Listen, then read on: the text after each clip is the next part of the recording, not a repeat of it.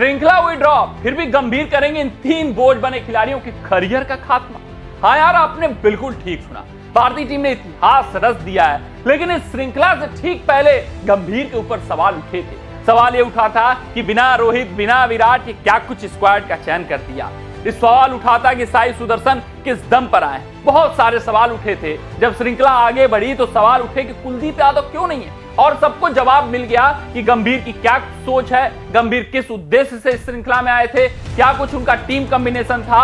और भारतीय टीम ने इतिहास रचकर सबकी क्रिटिक्स को शांत कर दिया है। लेकिन अब श्रृंखला खत्म होने के बाद गंभीर भी विश्लेषण करेंगे, क्योंकि अगर मैं बात करूं इस पूरे श्रृंखला की तो चूक हुई है, गंभीर से भी चूक हुई है। इन युवाओं ने जी जान झोंका है। अगर थोड़ी सी प्लानिंग अच्छी होती, स्क्वाड चयन अच्छा हुआ होता, सही खिलाड़ियों को सही मौका मिला होता, तो भाई ये श्रृंखला 4-0 से हम जीत सकते थे। सचमुच अगर आपने इस श्रृंखला को बारीकियों से देखा होगा तो भारतीय टीम पहले से लेकर 5वें मुकाबले तक सिर्फ और सिर्फ डोमिनेट करती हुई दिखी है। चौथे मुकाबले को आप उसमें हटा दीजिए जो ड्रॉ कराया है उन्होंने, अन्यथा सिर्फ और सिर्फ क्रंच सिचुएशन कहीं कहीं पर वो हारे हैं अनुभव ना होने के कारण, और कुछ स्क्वाड में जो बोझ बने खिलाड़ी थे उनके कारण। अन्यथा हम तो ये श्रृंखला 4-0 से जीत रहे थे, इतिहास रचने वाले थे, लेकिन ड्रॉ से संतोष करना पड़ा। अब गंभीर विश्लेषण अपना आकलन करेंगे, कुछ खिलाड़ी जो बोझ बने हैं, कुछ चयन जो गलत हुए हैं उनको सुधारेंगे और अगली श्रृंखला में और मजबूती के साथ उतरेंगे। अगर मैं बात करूं 3 बोझ बने खिलाड़ियों की जिसके ऊपर गाज गिर सकती है, जिसके ऊपर गंभीर तलवार लटका सकते हैं, उनके करियर का खात्मा कर सकते हैं, तो उसमें सबसे पहला और सबसे बड़ा खिलाड़ी करुण नायर। यार मौके दर मौके यहां पर करुण नायर को मिले। करुण नायर ने सिर्फ और सिर्फ 5वें टेस्ट मुकाबले में ओवल की पहली पारी में बेहतरीन बल्लेबाजी की, अच्छा दिखे, अर्धशतक ठोका, लेकिन उसके अलावा सिर्फ और सिर्फ टॉप होते हुए दिखे।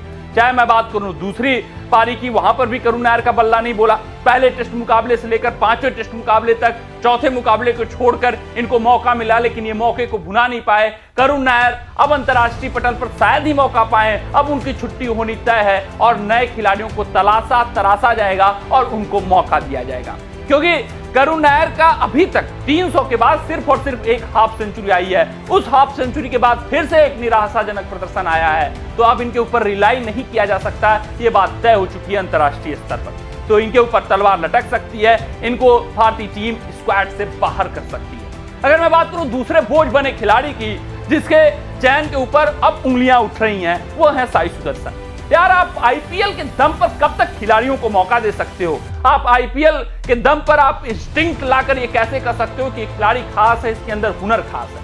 साई सुदर्शन, बहुत सारे लूप होल्स इनकी बल्लेबाजी में देखे गए, शॉर्ट पिच वाली कमजोरी देखी गई है, और भी बहुत सारी टेक्निकल लूप होल्स जो टेस्ट क्रिकेट में नहीं होना चाहिए किसी भी नंबर 3 वाले बल्लेबाज के, वो साई सुदर्शन में नजर आ रहे हैं। साई सुदर्शन को अभी बहुत काम करना बाकी है। मैं ये नहीं कहूंगा कि उनके टेस्ट करियर का समाप्त है, अभी वो जाएंगे, अपने टेक्निक में सुधार करेंगे, फिर उसके बाद ये वापसी कर सकते हैं, कमबैक कर सकते हैं, क्योंकि बहुत सारे खिलाड़ी ऑन द लाइन बने हुए हैं जो बहुत सॉलिड हैं, जिनको मौका मिलना चाहिए था, लेकिन गंभीर का अपना प्रेफरेंस था, साई सुदर्शन को मौका दिया गया। वहां एक well deserving candidate Abhimanyu Eswaran, वो वेट कर रहे हैं। अब शायद अगली श्रृंखला में अभिमन्यु ईश्वरन के साथ स्टिक किया जाए, क्योंकि साई सुदर्शन को रिलीज किया जाएगा। साई सुदर्शन को कहा जाएगा कि अभी आप अपनी टेक्निक में सुधार करिए, अभी अंतर्राष्ट्रीय पटल के लिए आप तैयार नहीं है, टेस्ट फॉर्मेट के लिए खास तौर पे।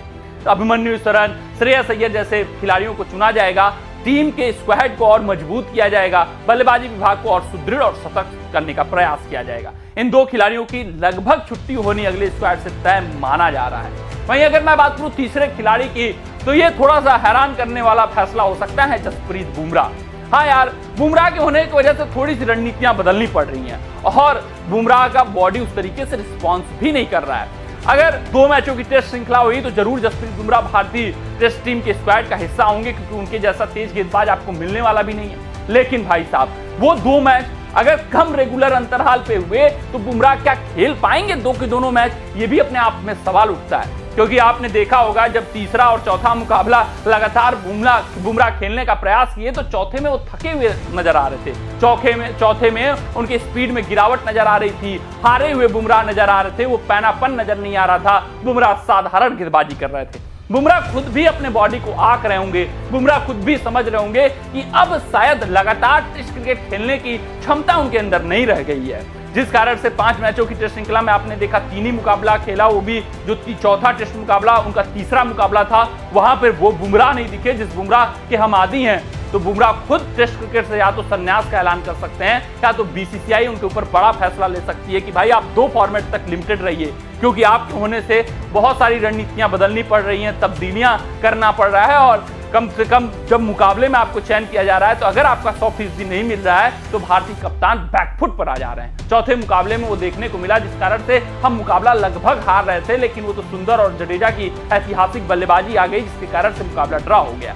तो इन 3 खिलाड़ियों के ऊपर तलवार लटक सकती है, इनके ऊपर सोचा जा सकता है। खासकर करुण नायर और साई सुदर्शन 2 ऐसे खिलाड़ी हैं जिनको बाहर करने की जरूरत है। हाल फिलहाल अभिमन्यु ईश्वरन और श्रेयस अय्यर जैसे खिलाड़ियों को मौका देने की बारी आ चुकी है, अपने स्क्वाड को और मजबूत करने की बारी आ चुकी है। अब ऐतिहासिक कारनामा जो है उसको आगे बढ़ाने की बारी आ चुकी है। कमेंट सेक्शन में कमेंट करके बताइएगा कि साई सुदर्शन और करुण नायर भारतीय टीम के टेस्ट स्क्वाड में आगे जगह बनाते हुए दिख रहे हैं या नहीं दिख रहे हैं। अपना राय साझा करिएगा। मिलते हैं आपसे अगले रिपोर्ट में, तब तक अपना ध्यान दें, सुरक्षित रहें, स्वस्थ रहें, मस्त रहें। जय हिंद, जय भारत।